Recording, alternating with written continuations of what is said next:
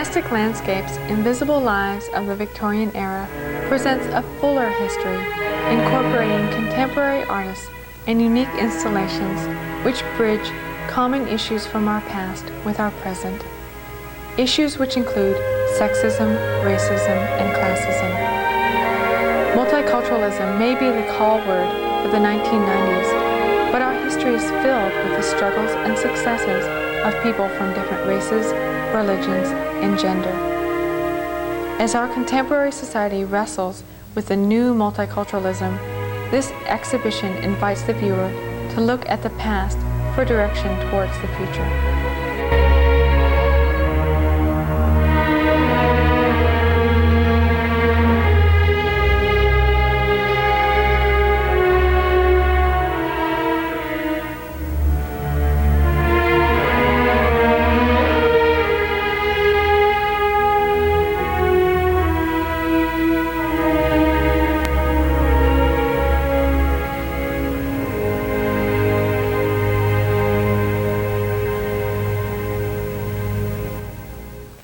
Beth Grossman has created a series of painted turn-of-the-century doors that form the story of her great-grandmother Bella and her immigration to the United States in the late 1800s.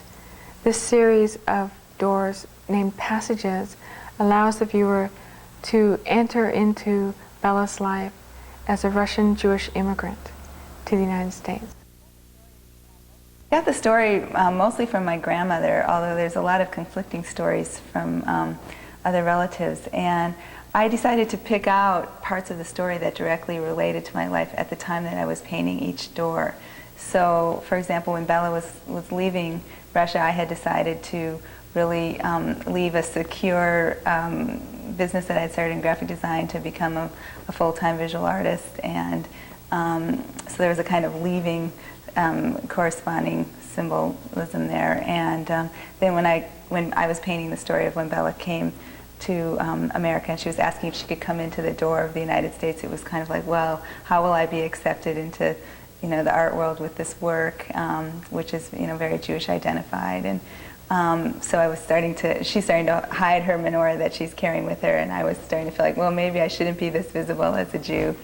And then when her two brothers were making a deal with the traveling seed salesman, I was feeling in a kind of powerless place, and that's how I envisioned her. So I painted her like that, with feeling like other people were making decisions for me in my life. And it took me a long time to finish that door until I could really get through that place.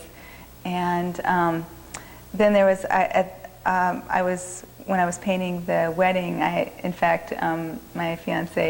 current fiance proposed to me, so it was very special to paint the wedding at that time. And in her installation, The Canopy, Sarah Levine is examining the role of the wedding in Jewish culture, particularly at the turn of the century.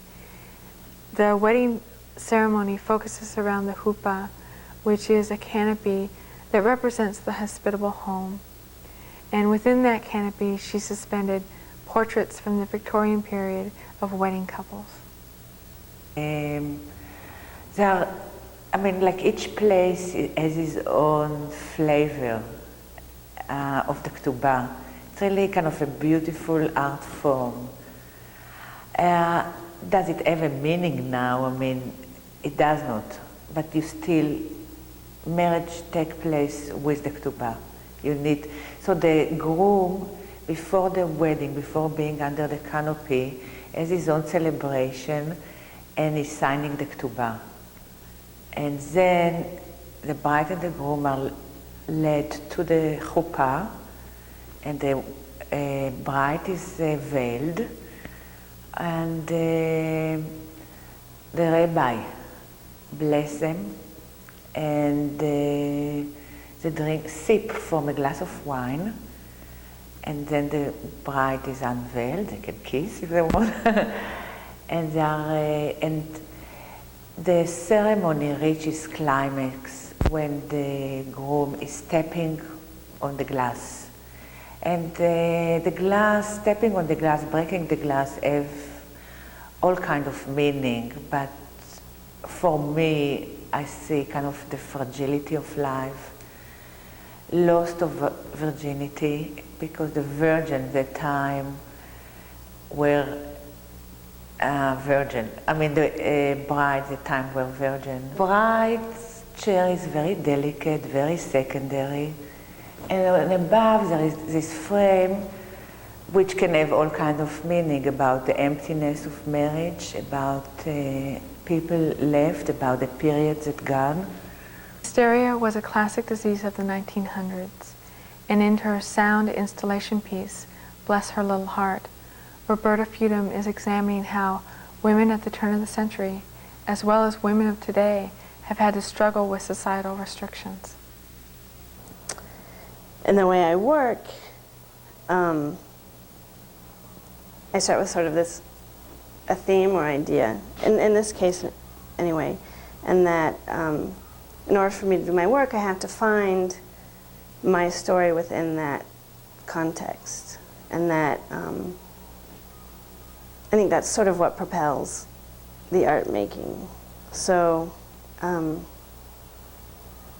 think once I found the story of Dora and Freud, that within that I could place myself. I think the story of Dora is this, parallels the story of a lot of women, and there were, many, many, many, many women who suffered from hysteria. And what is really nice about her is that in some ways she's very heroic, in that even though she went through a good bit of her adolescence with aphonia, that she had a very successful, very interesting life. About making the piece, I thought about the place, the fact that it's a bathroom, which is where generally women spend a good part of their time. Alone. I guess it can be pretty thoughtful, introspective, also very degrading. I think a lot of issues that women have surrounding their looks, beauty, etc., are really focused in this room because you're surrounded by mirrors, you're surrounded by images of yourself. Victorian color has been created by the intergenerational team of Marie Johnson Calloway, April Watkins, and Heather Watkins. The installation is about the matriarch of their family who lived in South Carolina at the turn of the century. The installation contrasts the Victorian parlor and the back porch, which represents the difference between the white slave owner and the black slave, an in-between world where Carol Mack lived. This is the story of my grandmother's house and her life, which was a very interesting dual kind of life, because she was the daughter of the slave master and the cook, who was a slave. And she was raised in the big house. And when slavery ended, she was stolen away by her brother and taken to the little town of Manning, South Carolina, which is where I used to visit her. And she had a parlor which reflected her life in the big house. And at the same time, she had a back porch where, which reminded us of the way it must have looked during slave times. Magical in that even though I didn't know her very well, I only have a picture of her in my mind when she was in her 90s, and she would look out the window from her room in Baltimore, which is where I saw her. And she seemed mysterious to me even then. She didn't talk a lot. And the family really didn't talk about her very much. So she was rather mysterious. And so when I began collecting things about her, I had to go on my intuition a great deal. And I started asking people who were the appropriate age to maybe have things that would relate to the time. And I would pick things when they felt right. That's what I used as my guide. And then I would check with Mom and I would check with my aunt. But I really mostly relied on what I imagined might be in her house, and also symbolically what each piece might send a message, might mean to someone viewing. I guess I kind of want them to come in and see, sort of feel like they're visiting, like they walked into her house, and just get a sense of how she is, or what it felt like to come see her, and sort of feel like she's around. You know, maybe she just went out of the room, another room, and she'll be back in a minute. You know, but they're just visiting, and they get to see the family. You know, they get to sort of see her history, and just to get the perspective of, you know, her life, what it was like. It's hard to say. I want them to feel peaceful in here, but just to get just a different perspective on her life. In 1888, Ella Parks began construction of the Falkirk mansion with money that she received when her husband passed away. And even though she was living pretty much in a world of opulence, she still didn't have the vote and was still confined in a corset. In Rhoda London's piece, Not Exactly a Bed of Roses, Rhoda is examining the suffrage movement and the role of women at that time.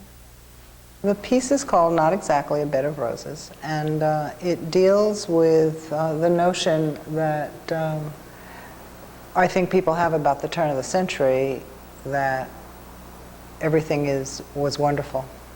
And I started to think about what was happening at the turn of the century and realized that women didn't have the vote at the turn of the century. So that being the case, I decided to plant all the suffragist women in a bed of roses. And so the piece is about that, and it's kind of twofold, really. It's an homage to them, and it's also the fact that it wasn't really wonderful and how hard it was for women at the turn of the century, and not particularly the suffragists, because I discovered that they were all fairly middle to upper class women, ethnic women, people of color, Jewish women, were so busy struggling they could not be part of the movement. So these were all women who were fairly privileged, who went out in the world to do this. And I'm kind of impressed by that, but that's been the history of a lot of work in this country. That's not to say that I think that the other women, you know, should have been doing something. I'm aware that certainly my ancestors couldn't have been doing anything. They were so busy trying to make a living. And most of them didn't speak English at the turn of the century when they came there. So, so it's kind of, it's an homage to them. The interesting thing about it for me is that when I read some of the speeches that the women made to Congress, that the very things that the women were fighting for, which had very little to do with the vote was just kind of the outcome of what might happen, were women's rights in general. And the speeches which I've shared with a lot of my friends is about the entitlement that women should have as human beings, just as a human being. It has nothing to do with being a wife or a mother or a sister or a daughter. I don't remember where the Chinese cook lived. Flo Wong has created an installation as a tribute to the cook who served in the Dollar family home, a Chinese cook who, like so many men, left China and their families to come and work in the United States. Behind me is a 12-piece, 50-pound right sack, what I call a quilt statement, about the history of the Chinese and also the history of Jinzi, as much as I could find about him. And I decided to go ahead and make this wall piece as a statement, but also as a piece of aesthetics that would give this space an emotional intimacy for Jinzi and for the early Chinese laborers in Marin County. And I chose the color red because red means good luck. And so I'm just hoping that when viewers come, they will be able to hear the mysteries, hear the songs and the voices, hear the laments, hear the creaking of the tired bones, hear the pining of the souls of these men who were the Tlandoi, and Tlandoi is Cantonese fourth dialect for bachelor men. These were the men who sacrificed so much to come without their families, without their wives, without their children, to become a potent labor force for the United States of America, appreciate it or not.